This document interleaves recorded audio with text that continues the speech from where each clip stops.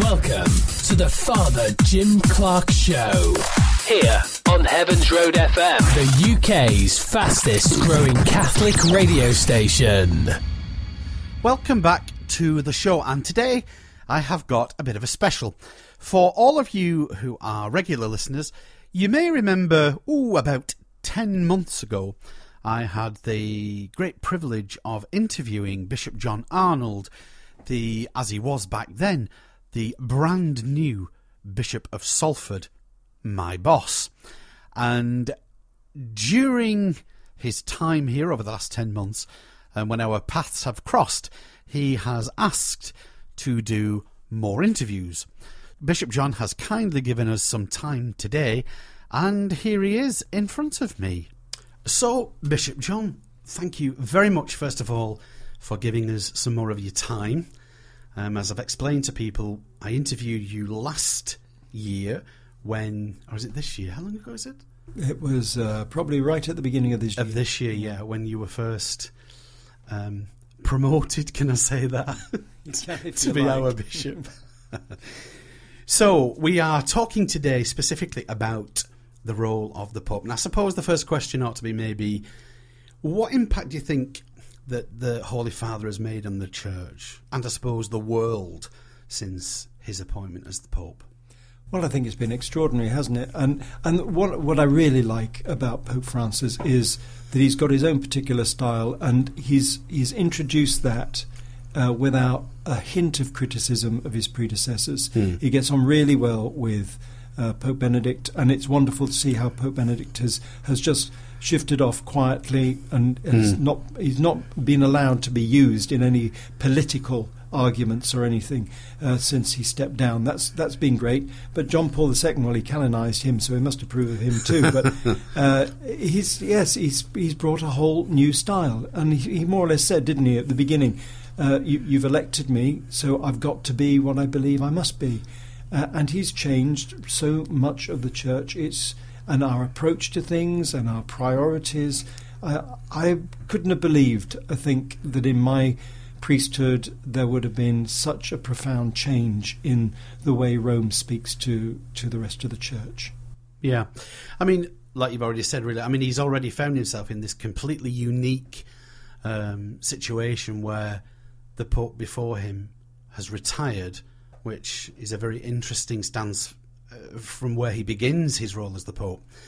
Now, he's a very different man in his approach as Pope.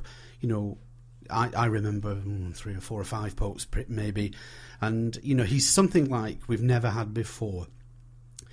This modern approach that he has, do you think this is a good thing? In the Church? Definitely, yes. I think probably what has been so helpful to him is he had all his priesthood, and then his episcopal work has been among the people. He's been a pastoral bishop and priest all his life, and I think he's brought that with him. And it's not a criticism of Pope Benedict, but he was an academic, then he was in the Curia for a long time, and in a sense, that's got to influence the way you are. But with Pope Francis, there he was. One week he was visiting people in favelas in Argentina, and the next minute he's Pope, and he's brought that sense of simplicity, the common touch with him, and that has changed just about everything, the way he says things, the way he introduces things, and the way he acts day by day. Right. He's obviously then, you know, a Pope of the Church of a modern time. So do you think now he's able to reach out, because he's obviously become very popular with the media, is he reaching out to those, first of all, who have strayed from the Church, you know, go to the lost sheep of Israel first type of thing, and do you think he's also having a large impact on non-believers? I'm certainly sure that he's getting people to question why they may have distanced themselves from the Church. I've had numerous conversations with people since he became Pope who have come up and asked me about what the Pope's saying. Isn't it exciting? And you find out about these people. Some of them are Catholics and they're just fascinated by the man. Some of them are not Catholics, perhaps not even religious in any way at all, but really quite exercised by something that Pope Francis has said, or one of his trips, or something that he's done, and I think he's catching people's imagination. And when someone can be that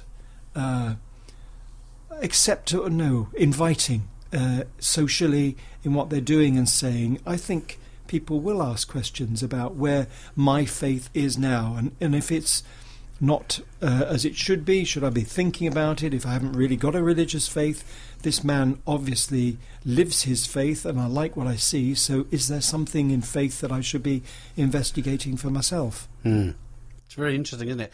I mean, I get a feedback from people who see him on the news and the kind of things that they see from social media, and he has this amazing rapport with the media. He's become very popular with them. Now, do you think this is a good thing? Is there an advantage to being kind of popular in the role that he has as the Pope in a world that has this incredible instant social media network now that kind of the Pope does something? Like, for instance, I saw just the other day, he was on his recent visit to America, was in the Pope mobile, came round the corner, and there was a lady holding a child of about 10 months dressed as the Pope. Yeah. Mm-hmm. And it was his immediate reaction. He threw his head back. You could tell it really was. He was really chuckling about it. It really kind of touched him. He was having a great laugh about it. But I think people forget what an intellectual this man is. I mean, you don't become the head of the Jesuits, for nothing. I mean, he is a real intellectual. So he crosses that amazing barrier of being intellectual, but having this reach out and almost using the media and using social networking. So do you think that's an important thing for a man in his role now? Oh, certainly. The media is very important, isn't it? I think sometimes it can be very negative. We've certainly had our times when various institutions in the media have been very anti-church, sometimes for good reasons in their criticisms of us, but very often there is almost a stance when the media in certain sections start that we think the church is rubbish and we're going to criticise it, and we're going to find all the critical points that we can about it. Now, here's a man who is selling newspapers for them. He's wonderful to have around in terms of the media. He's great to photograph. He does extraordinary things. He not just kissing the babies, but he hugs people who are incredibly disabled or disfigured. He stops the vehicle and gets out in order to be with people, and that's great. And I think that warms to the media very, very well. And to the laity as well, of course. Certainly. Yeah. And it's a great thing when you've got your voice in the media. You can say what you need to say. Now, there will be times when the media will kick back and they'll say he's done silly things or he's said a very unfortunate phrase and they take it out of context or whatever it is. But to have the media on side, there'll be difficult times ahead, but it's really critical that he does this, I think, if he's going to get his message across. Yeah, I think it's the little things that he does that seem to speak to people. I mean, the one thing that people have said to me time and time and time again is that the story of him going back to pay his hotel bill. That's right, yes. When he'd been made Pope, and that was an incredible, just a tiny gesture, but obviously that has spoken to people at some sort of very deep level, I think. Yes. In those early days, there were lots of stories, weren't there, about him going to the papal apartments, and he said, no, there's room for 300 people up here. I'm much happier back down in that hotel room. And the ease with which he had just gets on a coach with other bishops when actually his papal limousine, as it was in those first few days, was waiting for him. No, he's going with the rest of the bishops to the meeting. Very easygoing, and the ease with which he approaches the media on those flights. Yeah. Where he doesn't need to be versed about the questions they're going to ask. He's up there. What do you want me to say to you? Yeah. Speaking about the flights, I mean, he is getting around. So what impact do you think he's had on the places that he visits? For instance, this recent I think, very important trip to America. And of course, his dealings with Cuba, as he seems to have had a huge input in the reconciling of Cuba with the USA. How do you think, people are reacting to him nationally as he visits their countries? Well, he's mixing things rather well, isn't he? His very first trip was out of the Vatican was to Lampedusa, wasn't it? And to see the refugees. And I think people could empathise with that and see that this was obviously a great priority for him. Now he's just done the grand trip to the United States, and what an impact that had. We heard about it weeks before he went. Then it was an explosive and wonderful occasion. We'll have to wait and see quite what the long-term benefits are. But he spoke out about the right sort of things, and he wasn't going to be sidetracked by any sort of politicking in the church.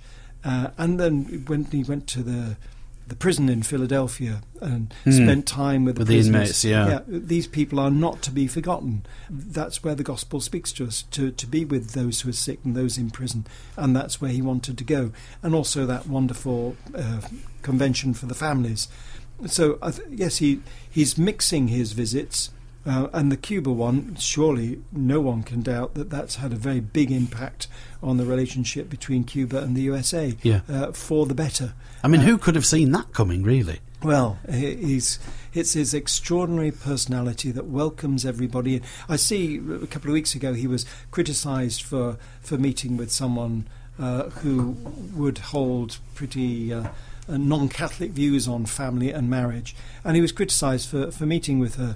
But I'm delighted he can speak to whoever he likes, as far as I'm concerned, because he seems to draw people in, find some common ground, sometimes wins people over, but at least we get to talk instead of entrenching ourselves. Are we going to get the message of the gospel out there? Are we going to speak with people who don't believe what we believe in order to find some common ground? Or are we just going to dismiss those people because they think in different ways? I think that would be a real shame. Yeah, I think really, thinking back at John Paul II, for instance, who I think up until his role as Bishop of Rome became, I think, the most travelled Pope in history. I think that was one of his. I think that's true. Yes. Yeah.